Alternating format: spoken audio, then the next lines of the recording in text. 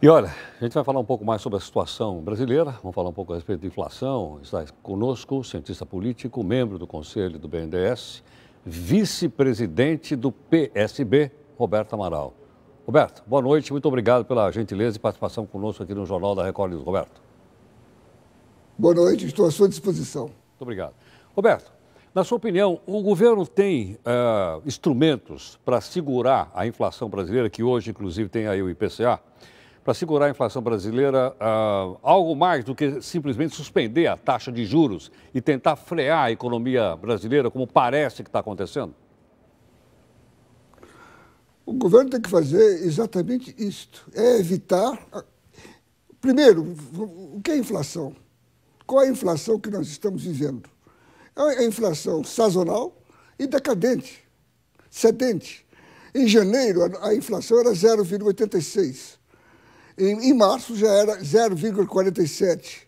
E agora estamos em 0,55%. E nos 12 últimos anos, nós temos uma inflação de 6,4%. Qual é a razão de tanta balbúrdia? Por que tanta conversa em torno disso? Por que a pressão para aumentar os juros?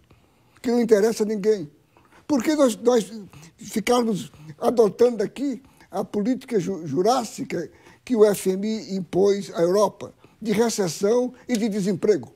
Não há a menor razão para isso. O que nós temos que fazer é investir no chamado custo Brasil, é investir em infraestrutura, é investir em transporte, é investir em logística.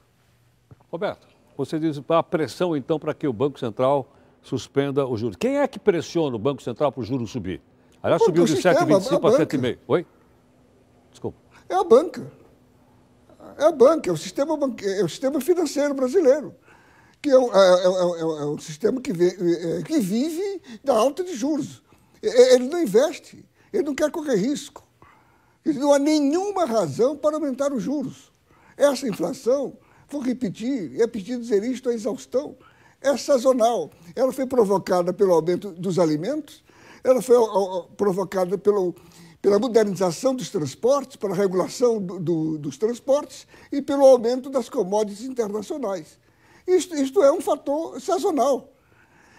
A inflação não pode ser tratada como quando ela se manifesta em um mês, quando ela se manifesta em uma semana. A inflação exige, para você considerar a inflação e tratar dela, você tem que encarar uma série de pelo menos um ano. E esta inflação vem caindo. Não há ameaça quando uma inflação sobe de 0,4 para 0,5 de um mês para outro. Isso não é inflação.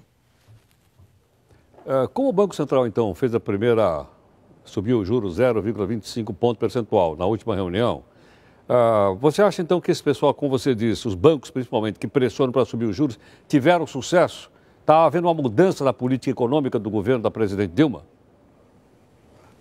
Estão tentando fazer essa mudança. O grande perigo do aumento esse aumento da taxa de juros da Selic é que ele pode ser uma pequena gravidez.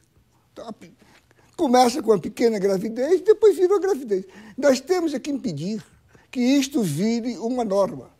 Uma das grandes conquistas, e que merece o nosso aplauso, da presidente Dilma, foi inverter a política de juros. Foi o viés de baixa. É isso que estão tentando destruir. O que o Brasil precisa, o que nós precisamos urgentemente, é de desenvolvimento, é de crescimento. Veja bem, Heródoto, a contradição.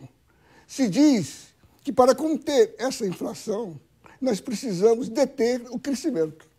São os mesmos que dizem que nós estamos crescendo pouco.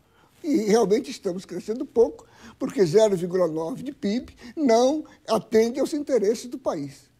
Ou seja, não há pressão inflacionária, nem há pressão de demanda, porque o país está crescendo pouco. Ao contrário do que a banca está dizendo, o que nós precisamos é de mais investimentos, o que nós precisamos é de mais consumo. O que eles querem? Diminuir os empregos, desempregar, baixar os salários para que haja um consumo menor. Quando todo mundo está reclamando, porque a indústria está vendendo menos.